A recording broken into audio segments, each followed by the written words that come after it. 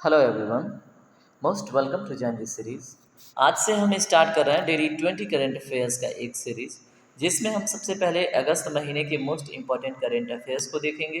देखिए, अगर आपका वनडे टाइप का कोई एग्ज़ाम है तो उसमें मैक्सिमम आप देखेंगे तो 6 महीने का करंट अफेयर पूछता है। तो हाल फिलहाल में जो भी एग्ज़ाम होने वाले हैं उसके बीच में आपका 4 महीने या 3 महीने का गैप होगा। तो इसमें अगस्त महीने का करंट अफेयर आपके लिए बहुत ज़्यादा इंपॉर्टेंट हो जाता है। तो आज हम स्टार्ट करेंगे अगस्त महीने के मोस्ट इम्पॉर्टेंट करंट अफेयर्स को, ठीक है। तो इसमें देखिए, ये आपकी जो पेट एग्ज़ाम होने वाला है या फिर यूपी पुलिस की एग्ज़ाम की बात करें या फिर भारत स्तर पे बात करें तो मध्य प्रदेश, बिहार, उत्तर प्रदेश, इन सभी जगहों पे जो भी एग्ज़ाम होने वाले हैं वहाँ के बच्चों के लिए ये काफ़ी हेल्पफुल होने वाला है। तो चलिए स्टार्ट करते हैं इस सीरीज़ को। देखते हैं हमारा फर्स्ट क्वेश्चन। इसमें देखिए, प्रत्येक क्वेश्चन के पीछे बैकग्राउंड इन्फॉर्मेशन भी ऐड किया जाएगा। तो आप कॉपी और फिर पेन लेके बैठे, कुछ इन्फॉर्मेशन जो ऐड किया जाएगा उसको भी आप कॉपी पे लिखते चलें, ठीक है। तो हम फर्स्ट क्वेश्चन देखते हैं। हर साल वर्ल्ड वाइड वेब डे किस डेट को मनाया जाता है? तो बताइए। ए है 1 अगस्त, बी है 2 अगस्त, सी है 3 अगस्त, डी है 4 अगस्त। इसमें अगर हम राइट आंसर की बात करें तो ऑप्शन नंबर ए 1 अगस्त को मनाया जाता है, ठीक है।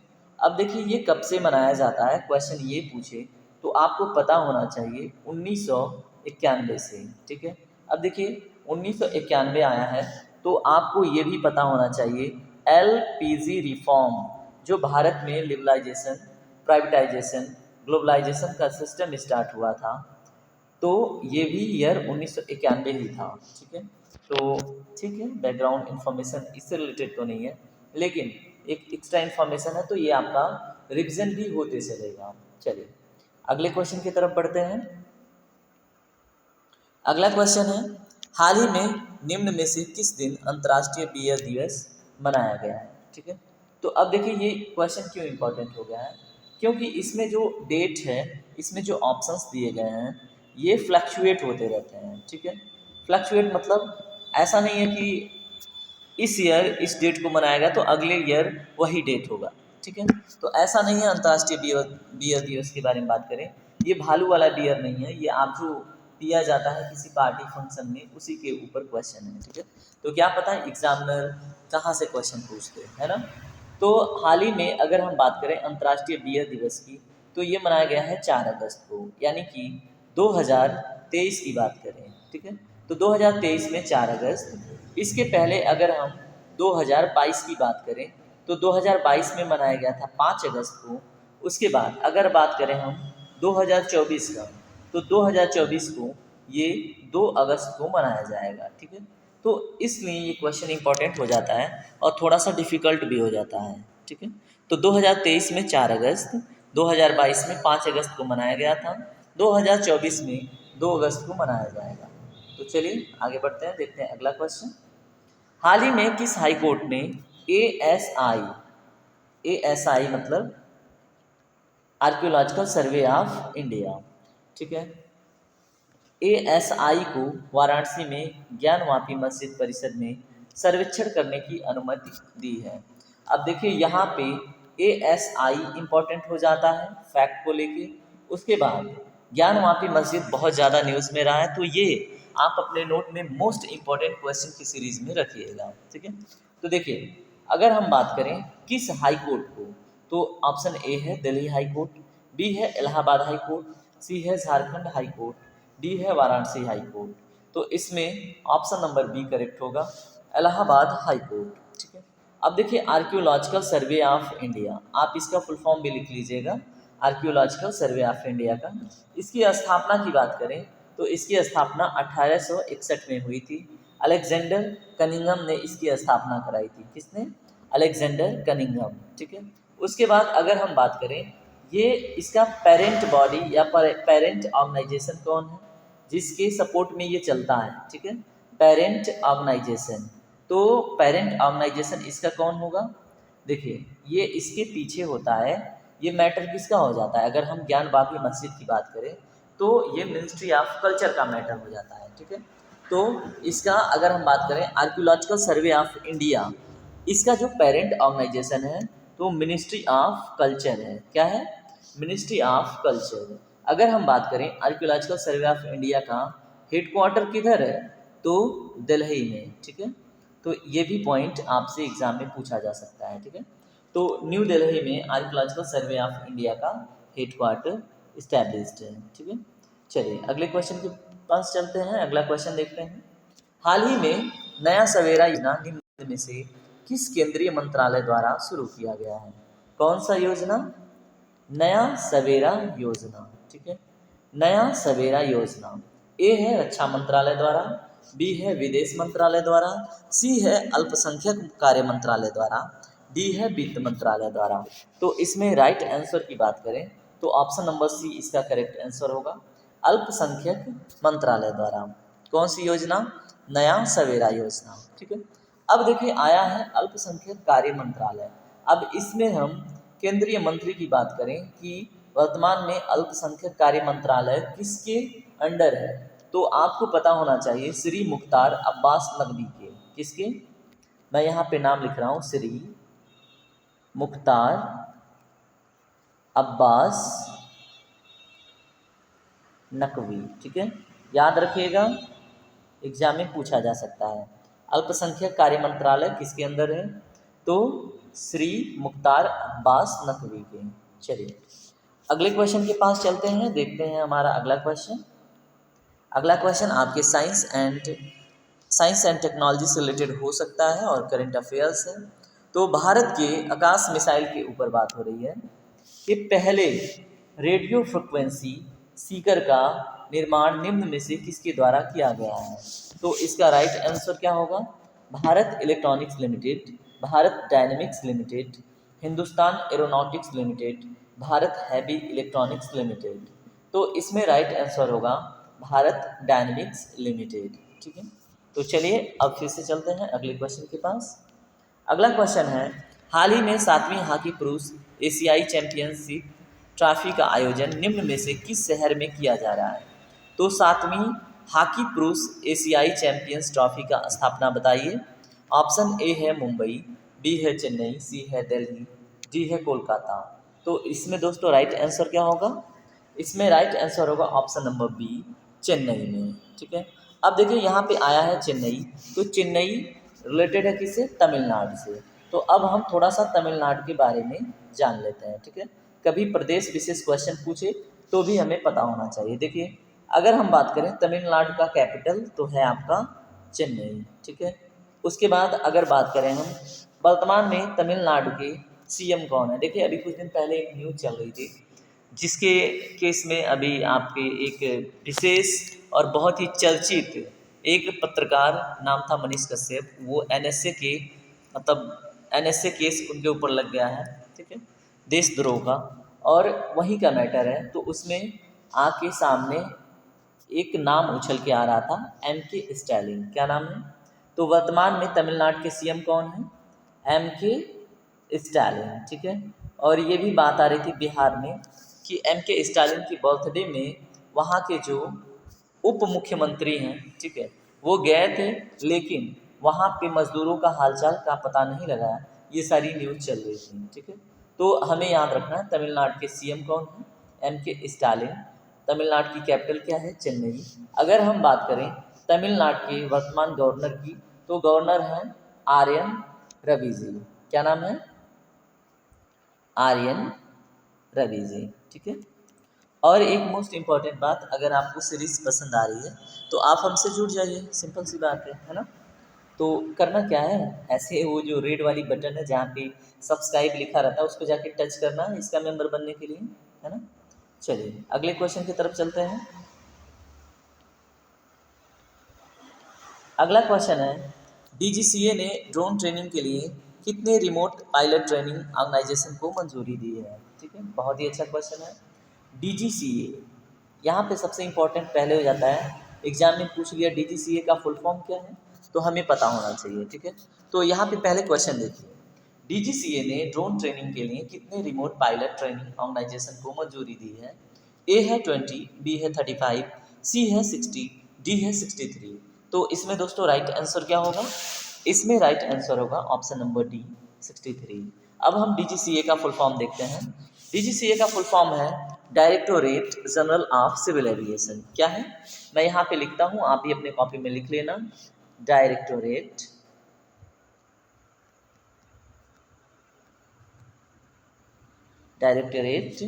जनरल ऑफ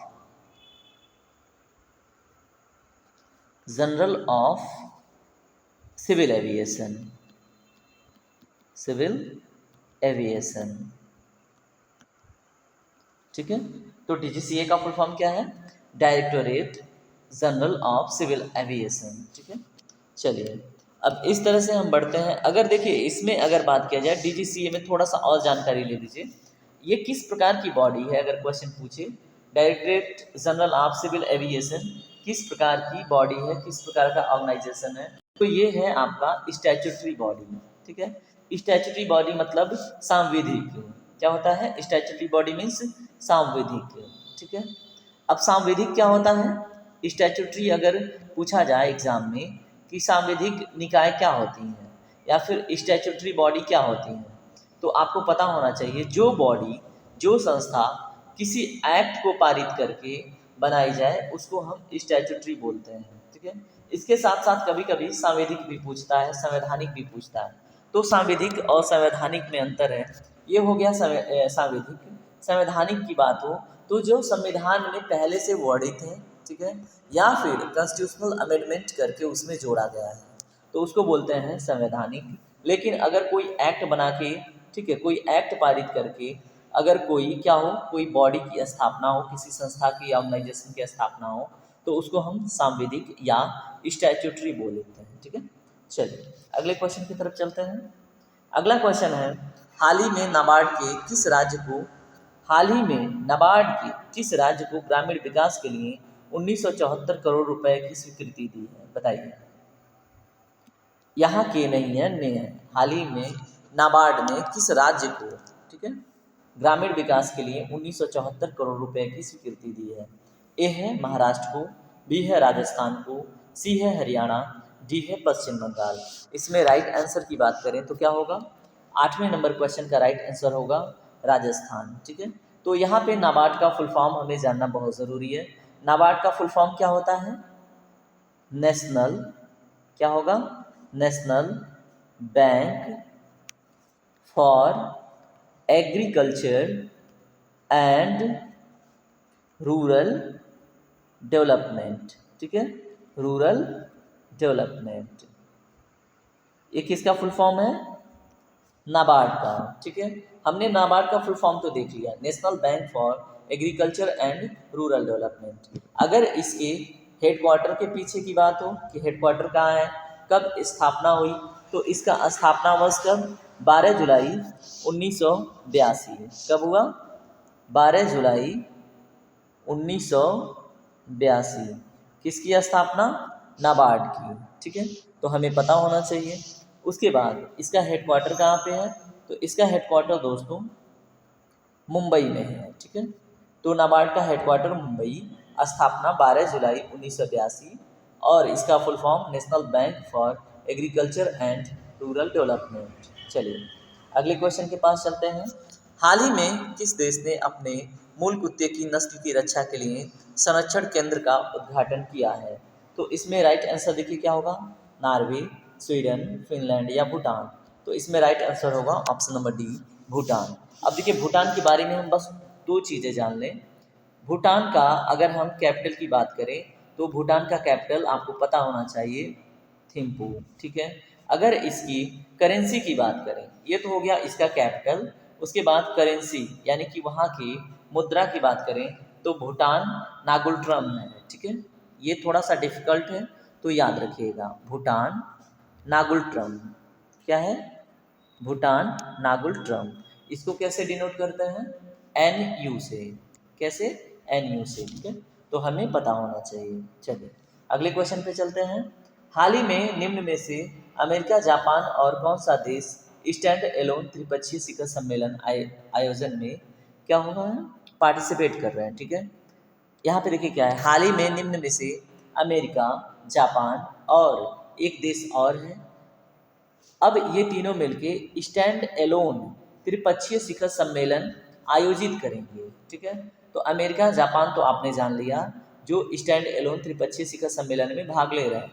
लेकिन इनके अतिरिक्त इसमें से ऑस्ट्रेलिया, दक्षिण कोरिया, भारत और वियतनाम में से कौन सा देश है जो पार्टिसिपेट करेगा? तो इसका राइट आंसर क्या होगा दोस्तों, बताइए। क्वेश्चन नंबर 10 का राइट आंसर होगा दक्षिण कोरिया, ठीक है। अब हम चलते हैं अगले क्वेश्चन की तरफ। अगला क्वेश्चन है हमारा, सिंपल सा क्वेश्चन है। अब देखिए, हाल ही में मोबाइल एप्लीकेशन राजमार्ग यात्रा किसके द्वारा लॉन्च किया गया है? तो बताइए। ए है माइक्रोसॉफ्ट, बी है गूगल, सी है नेशनल इंफॉर्मेटिक्स सेंटर, डी है इन्फोसिस। तो इसमें राइट आंसर क्या होगा? इसमें राइट आंसर होगा नेशनल इंफॉर्मेटिक्स सेंटर, ठीक है। तो हमें ये भी पता होना चाहिए। अब चलते हैं हम अगले क्वेश्चन की तरफ।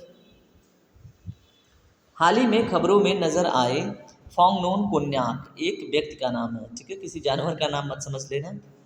फोंगनोन कोन्याक निम्न में से किस राज्य या केंद्र शासित प्रदेश से संबंधित है या संसद है, ठीक है। तो संसद विशेषकर पूछा है, तो बताइए। मेघालय, नागालैंड, मणिपुर, असम। तो निम्न में से किस राज्य की ये संसद है? तो हमें पता होना चाहिए नागालैंड, ठीक है। तो फांगनोन कोन्याक नागालैंड के क्या हैं? वर्तमान में वहाँ के संसद हैं और चर्चित विषय बने हुए हैं, ठीक है। अब हम चलेंगे अगले क्वेश्चन की तरफ। हाल ही में निम्न में से किस राज्य में मैंग्रोव सेल की स्थापना? मैंग्रोव, ठीक है। मैंग्रोव क्या होता है? कोस्टल एरिया में कुछ क्या होते हैं? फॉरेस्ट, छोटे फॉरेस्ट उगाते हैं, ठीक है। तो उन्हें हम बोलते हैं मैंग्रोव, ठीक है। तो यहाँ पे मैंग्रोव सेल की स्थापना की घोषणा की गई है गुजरात के द्वारा, महाराष्ट्र के द्वारा, पश्चिम बंगाल के द्वारा या फिर उड़ीसा के द्वारा। तो इसमें राइट आंसर है पश्चिम बंगाल, ठीक है। अब आपके सामने पश्चिम बंगाल आया है, तो पश्चिम बंगाल के बारे में थोड़ा सा आप जान लीजिए, ठीक है। अगर हम बात करें वर्तमान में इसके सीएम कौन है, तो पश्चिम बंगाल के वर्तमान में सीएम ममता बनर्जी हैं, ममता बनर्जी, ठीक है। उसके बाद इसके अतिरिक्त बात करें हम कि गवर्नर कौन है यहाँ के, तो वर्तमान में यहाँ के गवर्नर कौन है? सीवी आनंद बोस। क्या है नाम इनका?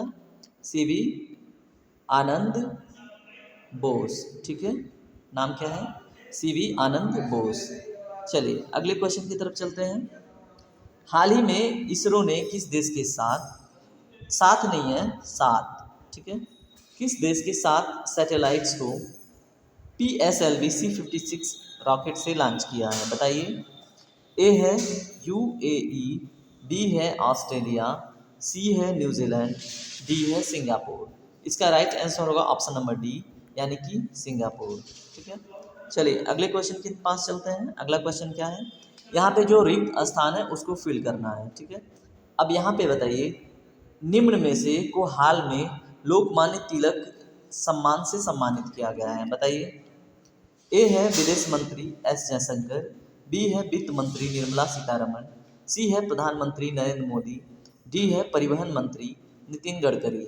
इसमें देखिए राइट आंसर आपके और हमारे वर्तमान जो प्राइम मिनिस्टर हैं कौन है? PM मोदी, ठीक है। तो उनको मिला है लोकमान्य तिलक, ठीक है, एक सम्मान। अगला क्वेश्चन देखिए। हाल ही में वर्ल्ड लंग्स कैंसर डे मनाया गया है, ठीक है, और ये प्रतिवर्ष किस डेट को मनाया जाता है? तो हमें पता होना चाहिए। वर्ल्ड लंग कैंसर डे 1 अगस्त, 2 अगस्त, 3 अगस्त, 4 अगस्त। इसमें से देखिए राइट आंसर होगा ऑप्शन नंबर ए, यानी कि 1 अगस्त, ठीक है। अगला क्वेश्चन देखिए। किस केंद्रीय मंत्री ने उल्लास नव भारत साक्षरता कार्यक्रम के मोबाइल एप्लीकेशन को लॉन्च किया है? उल्लास नव भारत साक्षरता कार्यक्रम। ए है एस जयशंकर, बी है धर्मेंद्र प्रधान, सी है निर्मला सीतारमण, डी है राजनाथ सिंह, ठीक है। तो क्वेश्चन नंबर 17 का राइट आंसर होगा धर्मेंद्र प्रधान। तो धर्मेंद्र प्रधान जी क्या है? केंद्रीय मंत्री हैं और इन्होंने क्या किया है? उल्लास नव भारत साक्षरता कार्यक्रम नाम की एक मोबाइल ऐप को लॉन्च किया है, ठीक है। अब आपकी जिम्मेदारी है, कमेंट सेक्शन में आप बताएंगे धर्मेंद्र प्रधान वर्तमान में किस मिनिस्ट्री के मिनिस्टर हैं, ठीक है। किस मंत्रालय को ये संभाल रहे हैं, आप हमें कमेंट करके बताएंगे। ठीक है, चलिए अगला क्वेश्चन देखते हैं। हाल ही में किस देश ने बच्चों के द्वारा स्मार्टफोन के उपयोग को 2 घंटे तक सीमित करने की योजना बनाई है? देखिए, ये वही देश है जिसके वहाँ सबसे अधिक क्या होता है, मोबाइल बनाया जाता है, स्मार्टफोन बनाया जाता है। ठीक है, तो ए है बांग्लादेश, बी है ईरान, सी है वियतनाम और डी है चाइना। तो इसमें राइट आंसर क्या होगा? ऑप्शन नंबर डी, चीन। ठीक है, चलिए अगले क्वेश्चन पे चलते हैं। भारत की अध्यक्षता में G20 एम्पावर शिखर सम्मेलन है। ठीक है, G20 empower, that is empower मतलब किसी को क्या करना, बढ़ावा देना। ठीक है, G20 इम्पावर शिखर सम्मेलन का आयोजन निम्न में से किस शहर में किया जा रहा है, बताइए? बेंगलुरु, गांधीनगर, चेन्नई, कोच्चि। तो क्वेश्चन नंबर 19 का राइट आंसर क्या होगा? गांधीनगर। ठीक है, चलिए अगले क्वेश्चन पे चलते हैं। हाल ही में राज्य सरकार की सभी नगर निगमों में पशु जन्म नियंत्रण केंद्र स्थापित करेगी, बताइए? हाल ही में कौन सी राज्य सरकार, ठीक है, किस नहीं कौन सी राज्य सरकार सभी नगर निगमों में पशु जन्म नियंत्रण केंद्र क्या करेगी, स्थापित करेगी? ए है बिहार, बी है उत्तर प्रदेश, सी है सिक्किम, डी है आसाम। इसमें राइट आंसर क्या होगा? इसमें राइट आंसर होगा option number B, Uttar Pradesh. तो आज का सीरीज यहीं पे समाप्त होता है दोस्तों। अगर आपको वीडियो इन्फॉर्मेटिव लगे, अगर लगे कि आपके एग्ज़ाम में हेल्प करेगी या फिर आपको चीज़ें समझ में आ रही हैं, तो आप हमसे ज़रूर जुड़ें। को ईमानदारी से करें कि इस बार जो भी वैकेंसी आ रही हैं उसमें आपका सिलेक्शन हो जाए। ठीक है, खूब मेहनत कीजिए, खूब ध्यान से पढ़िए और जो भी मैंने क्वेश्चन दिए हैं या फिर जो भी आपने यहाँ पे उपस्थिति दर्ज कराई है उसके हिसाब से आप कंटिन्यू कीजिए। बाकी वीडियो को लाइक करना, शेयर करना, सब्सक्राइब करना, ये आपके पसंद के ऊपर डिपेंड करता है। Thank you very much, take care, bye bye.